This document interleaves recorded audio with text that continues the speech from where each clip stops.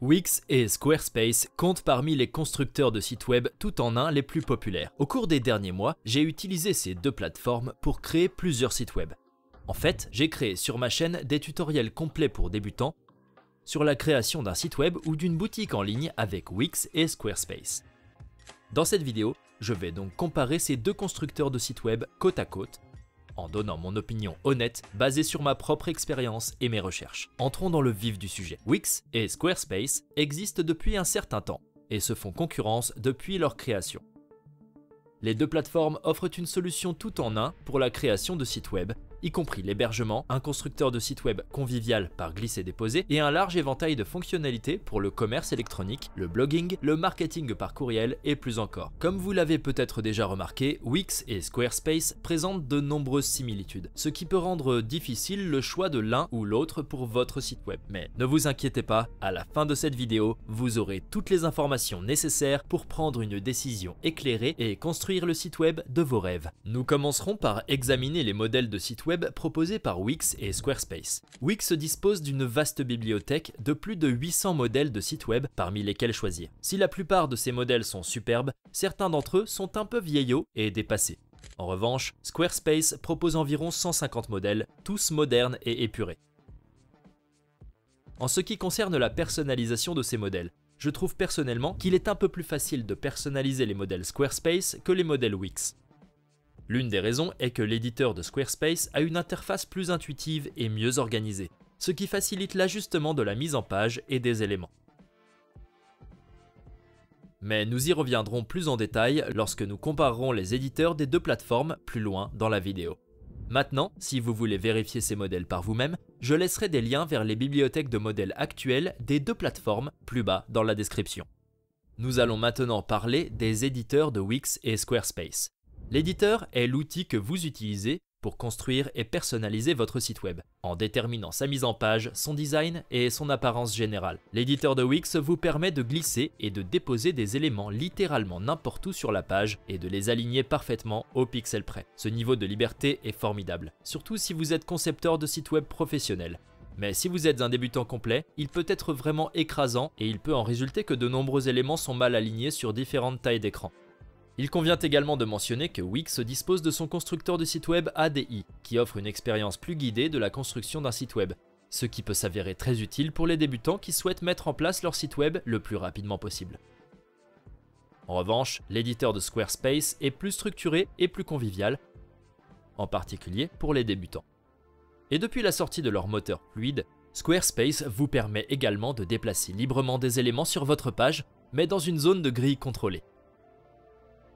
Mais même après cette mise à jour, l'éditeur de Wix reste légèrement plus flexible que celui de Squarespace. L'inconvénient de cette flexibilité de glisser-déposer dans les deux plateformes est que vous devrez également optimiser votre design pour les tailles d'écran mobile. Cette étape supplémentaire prendra plus de temps pour construire votre site web. Encore une fois, c'est le cas pour Wix et Squarespace. Comme je l'ai mentionné plus haut, je trouve personnellement qu'il est un peu plus facile de personnaliser les modèles avec Squarespace. Avec Wix, il m'arrive souvent de commencer avec un beau modèle, mais lorsque je commence à le personnaliser, les choses ne sont pas aussi belles qu'elles l'étaient avec le contenu provisoire que j'avais au départ.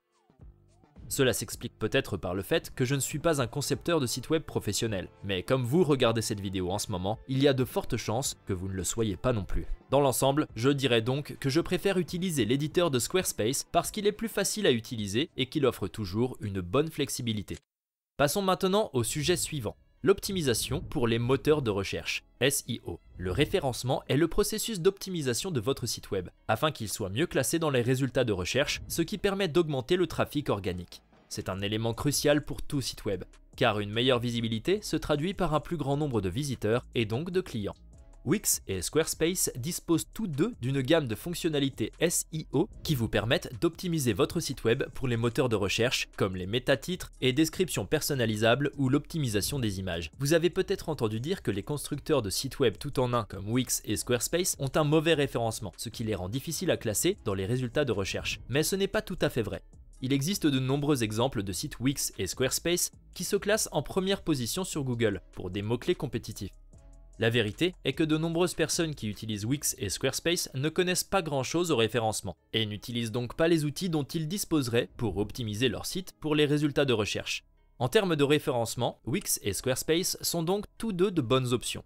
Toutefois, il convient de mentionner que WordPress reste le meilleur choix en matière de référencement, car il dispose de la plus grande bibliothèque de plugins de référencement, permettant une optimisation avancée.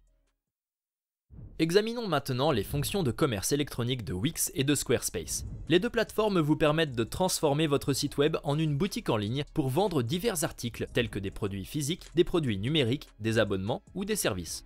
Wix propose davantage d'options de paiement, ce qui peut faciliter l'acceptation de paiement de clients du monde entier. En ce qui concerne les canaux de vente, Wix et Squarespace vous permettent tous deux de vendre par l'intermédiaire de différentes plateformes tels que des sites de médias sociaux comme Facebook ou Instagram, ou des places de marché comme Amazon ou eBay.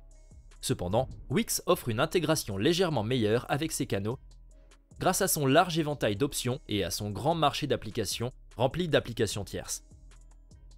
Squarespace n'a pas autant d'applications disponibles. Il s'appuie davantage sur des fonctionnalités intégrées. En ce qui concerne les frais de transaction, Squarespace facture des frais de transaction de 3% sur son plan de commerce électronique le plus bas. Puis sur les plans plus élevés, il n'y a pas de frais supplémentaires. Pour Wix, il n'y a pas de frais de transaction supplémentaires sur aucun de leurs plans de commerce électronique.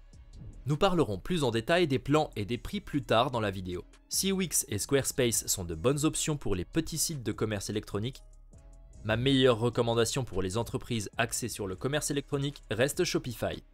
Si votre objectif principal est de gérer une boutique en ligne, je vous recommande de regarder mes vidéos sur Shopify plus bas dans la description de la vidéo.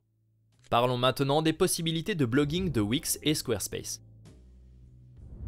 Les deux plateformes offrent des interfaces conviviales pour créer et gérer des articles de blog. Personnellement, je trouve que l'interface de blog de Squarespace est un peu plus propre et rationalisée. En ce qui concerne la gestion des articles, Squarespace brille par ses fonctions de marquage et de catégorisation des articles qui facilitent l'organisation de votre contenu. En ce qui concerne les éditeurs de billets de blog, Squarespace dispose d'un éditeur visuellement attrayant et facile à utiliser avec différents blocs de contenu. L'éditeur de Wix propose également différents éléments de contenu mais ne semble pas aussi soigné que celui de Squarespace.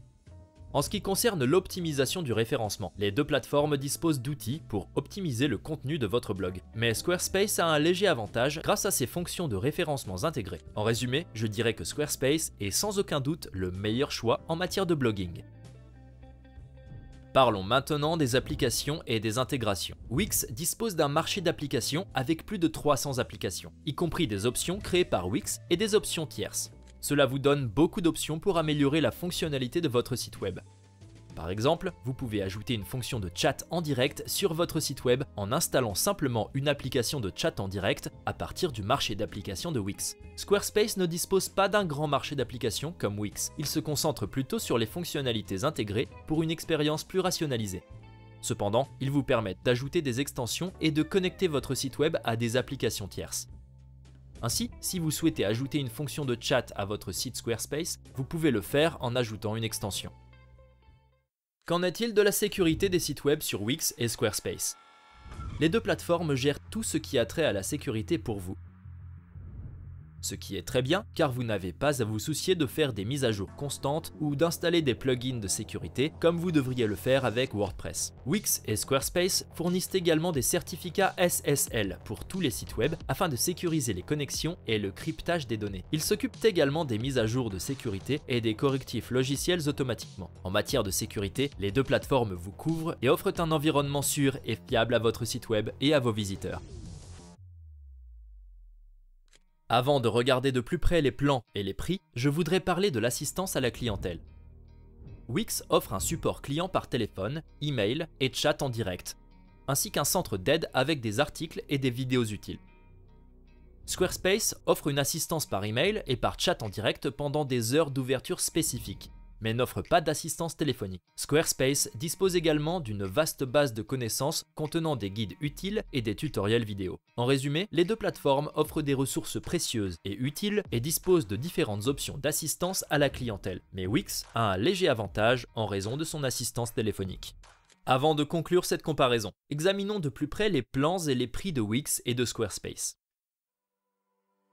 Wix vous permet de créer et de gérer votre site web gratuitement, mais il est limité par la présence de publicité Wix sur votre page et par l'utilisation d'un domaine Wix. Pour utiliser un domaine personnalisé et supprimer les publicités, leur plan le moins cher commence à 16 $ par mois. Pour vendre des produits et accepter des paiements sur votre site web, vous devrez considérer les plans d'affaires et de commerce électronique à partir de 27 $ par mois.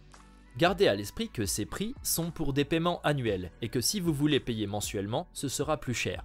Squarespace n'a pas de plan gratuit, mais offre un essai gratuit de 14 jours. Ensuite, vous devrez choisir l'un de leurs 4 plans.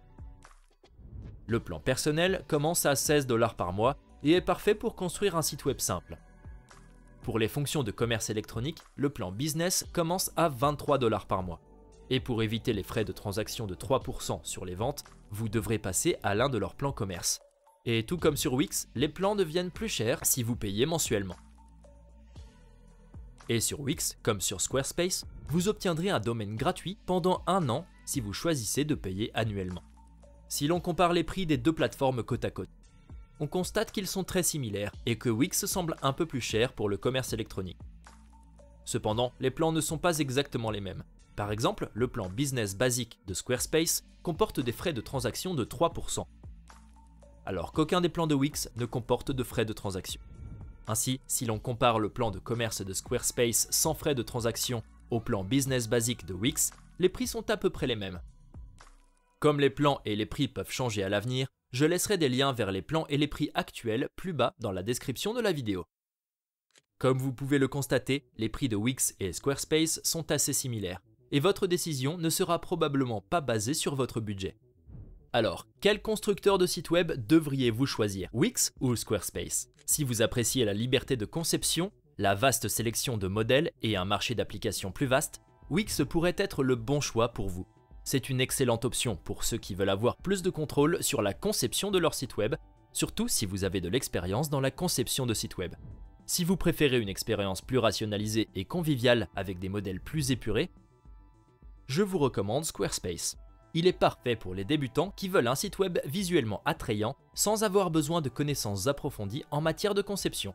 Et si vous souhaitez créer un blog, je recommande également Squarespace plutôt que Wix. S'il y a des offres spéciales ou des réductions pour Wix ou Squarespace au moment où vous regardez cette vidéo, vous les trouverez plus bas dans la description de la vidéo. Vous trouverez également des liens vers des essais gratuits pour les deux plateformes afin que vous puissiez les tester par vous-même avant de prendre votre décision finale. Et lorsque vous serez prêt à commencer, je vous recommande vivement d'utiliser mes tutoriels pour débutants qui vous guideront pas à pas dans la mise en place de votre site web avec la plateforme que vous avez choisie. Et si vous n'êtes toujours pas sûr que l'une ou l'autre de ces plateformes soit le bon choix pour vous, alors je vous recommande de regarder cette vidéo ici où je vous donne 4 options supplémentaires. Merci beaucoup d'avoir regardé cette vidéo, j'ai hâte de vous retrouver dans la prochaine vidéo.